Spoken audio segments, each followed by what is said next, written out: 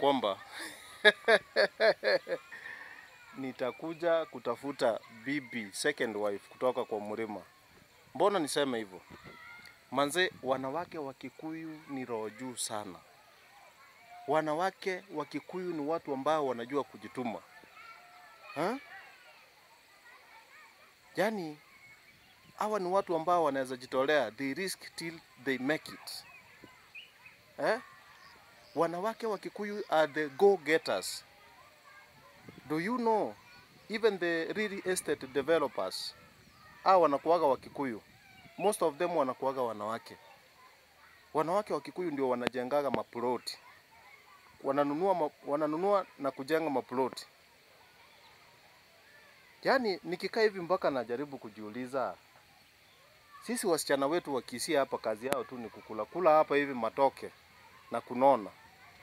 Lakini kuna msichana Mkikuyu ambaye ameamka siku moja na akasema kwamba lazima aende mpaka Vietnam.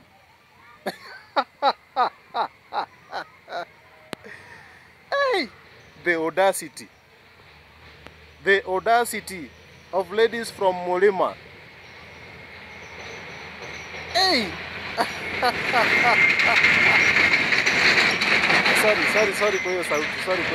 Sorry kwa hiyo sauti. Manze, mimi nakuambia kwamba wanawake wa Kikuyu ni watu ambao wanajituma sana. Wanawake wa Kikuyu ni wachapakazi. Ni watu ambao tu yani they are go-getters. Akiamua kwamba anaenda kutafuta kitu mahali lazima akuje nayo.